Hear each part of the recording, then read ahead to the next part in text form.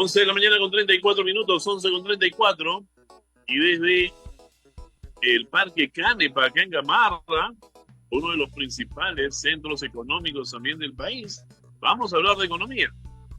Y vamos a hacerlo con nuestro invitado, el doctor José Luis Tapia Rocha, economista y analista político, para hablar sobre la pobreza extrema en el Perú, que sube al 5.7% en el primer año de gobierno, según revela el INEI.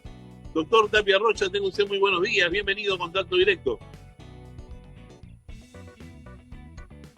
¿Tiene su micro apagado, doctor? ¿Su micro está apagado? Ahora sí. Muy buenos días, Adolfo, y a todos tus seguidores de Contacto Directo. Doctor, preocupante, ¿no? Que en este gobierno de promesas, en este gobierno de grandes alhajas y joyas, en este gobierno pues de problemas familiares, no haya más preocupación que esos temas, y no se vea la seguridad y el tema económico que durante tanto tiempo venimos conversando acá y que ya visorábamos se iba pues en una caída libre. 5% en ingreso, el aumento de la pobreza. ¿Qué significa esto? Que se han agregado 9 millones de pobres, y eso quiere decir que descienden algunos de clase media. Es una clase media vulnerable, es decir, casi en el borde de la pobreza, lo cual es su caída a 446 soles, más o menos es el monto que se estima la línea de la pobreza.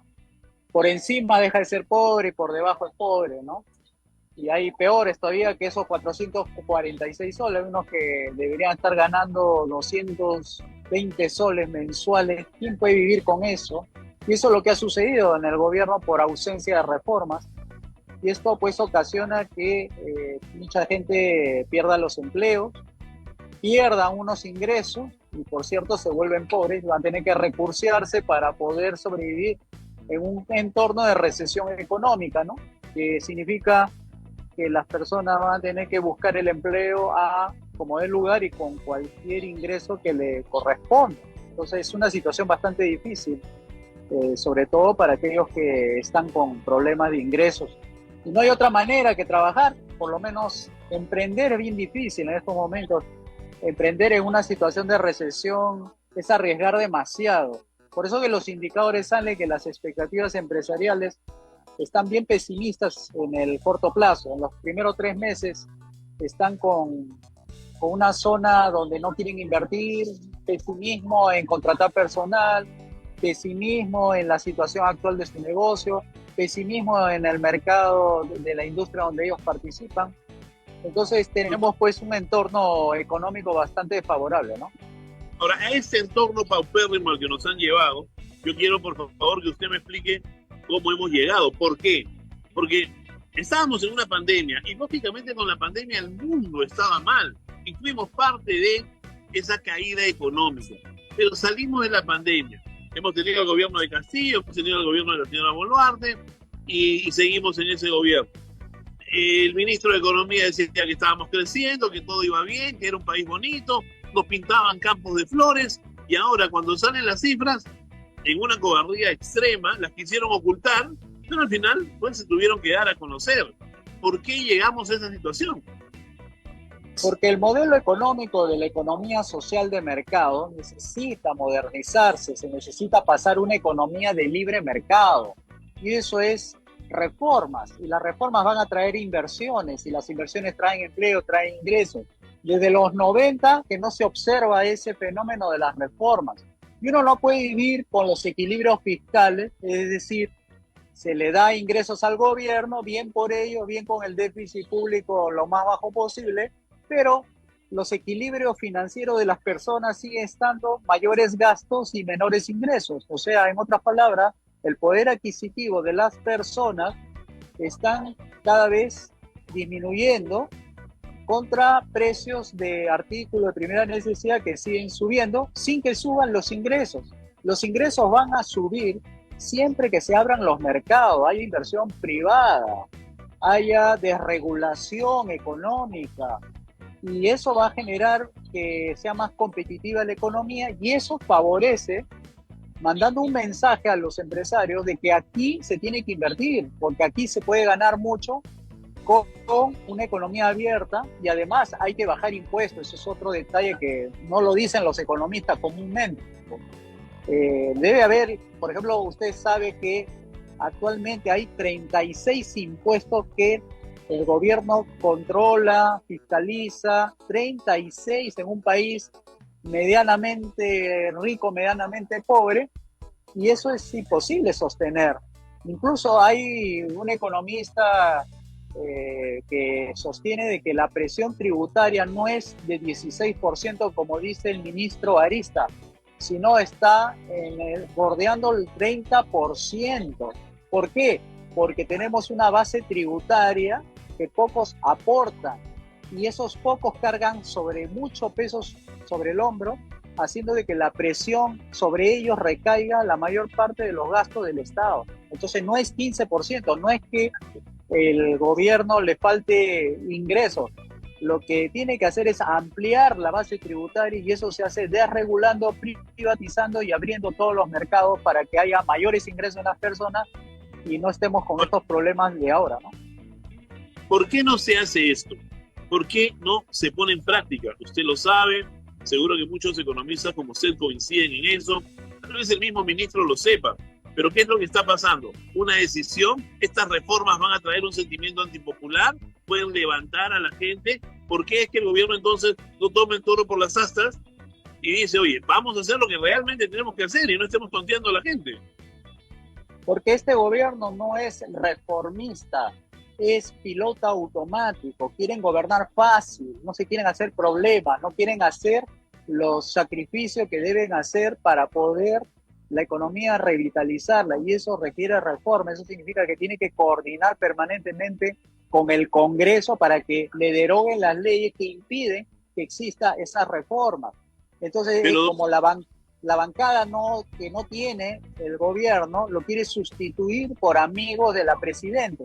Y con eso no se puede sostener una coalición para hacer reformas.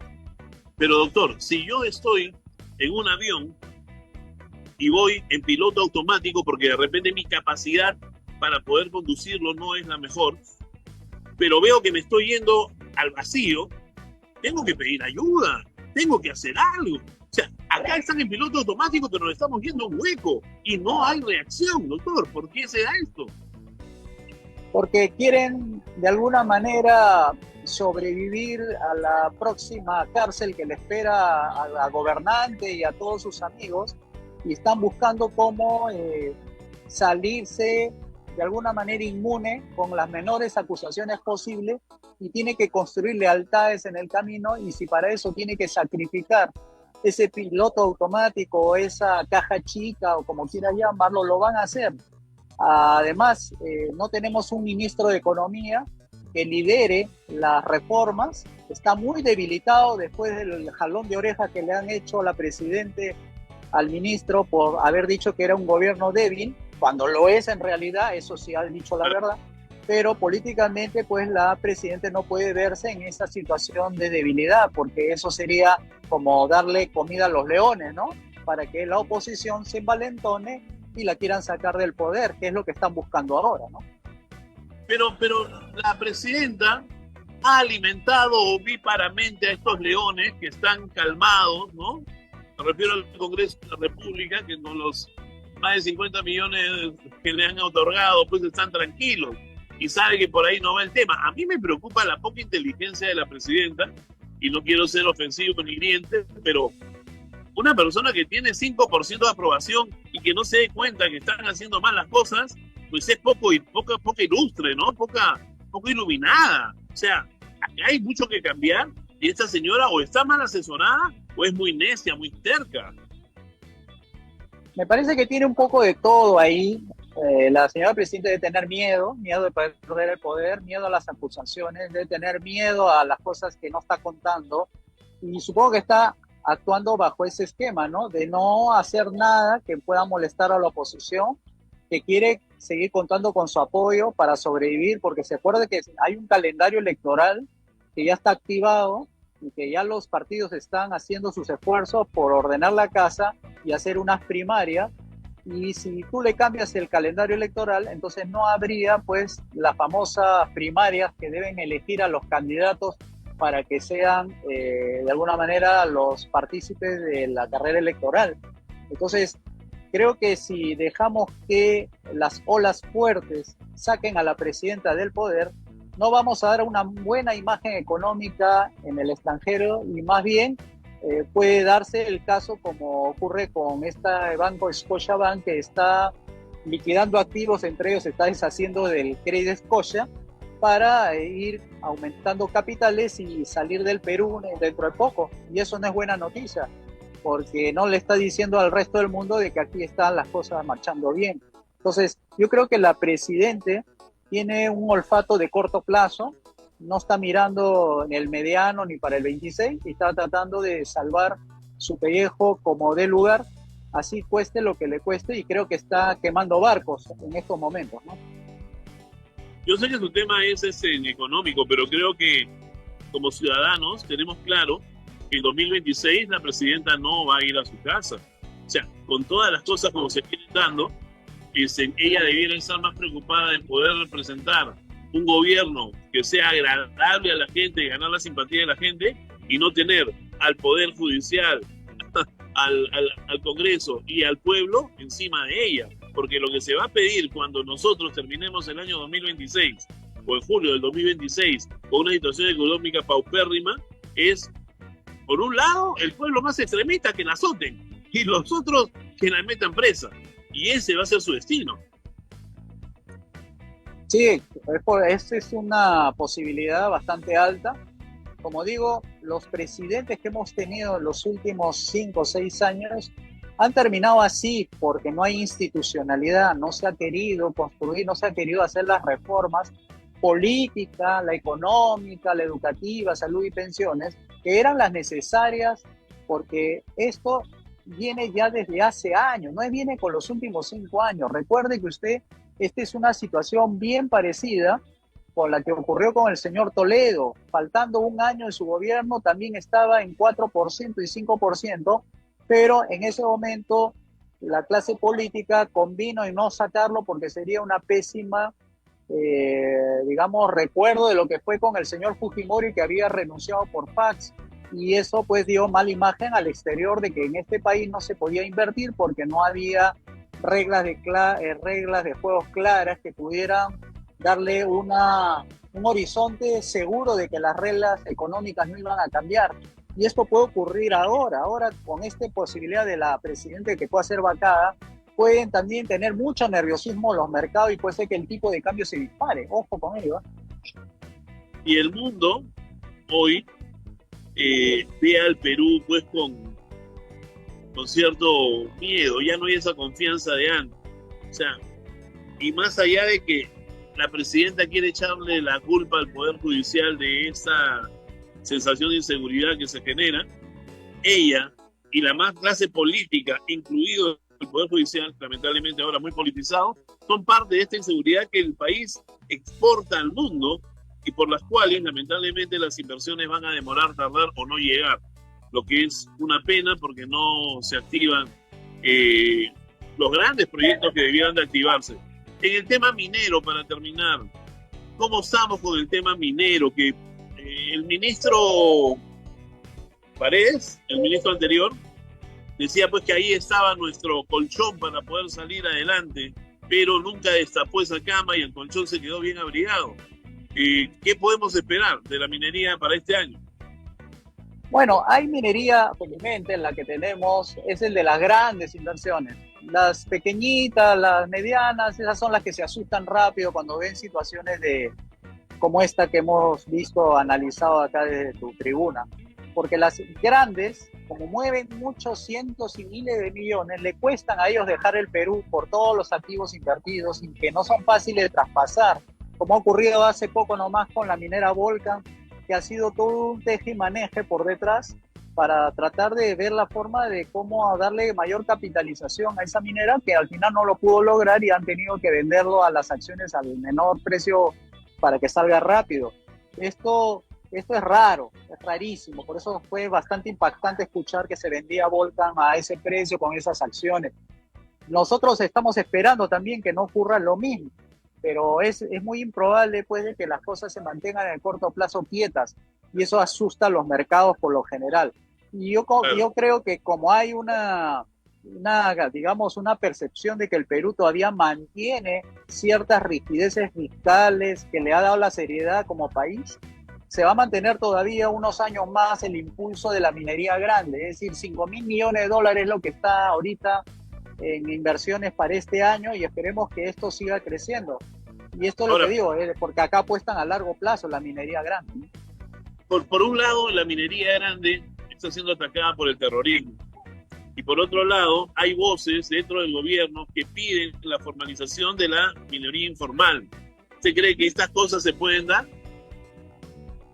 Se pueden dar si es que se hicieran las reformas, ¿no? Pero como estamos hablando de posibilidades de corto plazo, yo no creo que al gobierno tenga la intención de mover alguna regla de juego de ese tipo de gran calibre para dar acceso a esos cientos de miles de mineros artesanales que piden que se formalicen de otra manera y no por la Reinfor, por este registro que le han dado la posibilidad, sino que sean tratados como la gran minería, y eso es lo que no se está viendo. Pero eso es todo un tema que tiene que trabajarlo el Congreso, y no con un registro, sino con mover ciertas estructuras. Por ejemplo, el artículo 66 de la Constitución, donde ahí tiene el Estado algo que ver de manera directa, tiene que reformarse, tiene que darle acceso a los recursos a los propietarios privados. Quien se lo descubre se lo queda, y eso impulsaría la inversión. Pero ahorita el Estado es el que hace la intermediario, porque según la Constitución él sería el dueño de los recursos, y se vuelve muy burocrático, muy costoso, y que los mineros artesanales, que son los pequeñitos, que tienen poco capital, puedan acceder a esa legislación, a esa normatividad que es bastante cara para que lo puedan cumplir. Por eso se informalizan mucho de ellos y pasan a la ilegalidad, ¿no? Esperemos que las cosas cambien, doctor, porque realmente con esa subida de la pobreza es preocupante, más cuando no vemos un norte, no vemos un camino, no vemos una hoja de ruta de parte del gobierno, no sabemos a dónde más y a dónde van. Y ojalá que las recomendaciones puedan también ser oídas, escuchadas, ¿no? Y haya un acto de contrición, de reconocer los errores y poder cambiar las cosas para el beneficio de todo el país. Siempre un gusto conversar con usted, doctor Tapia Rocha. Hasta la próxima. Igualmente, Adolfo, nos vemos pronto. Muchas gracias. Gracias. El doctor José Luis Tapia Rocha, economista, ha estado con nosotros conversando sobre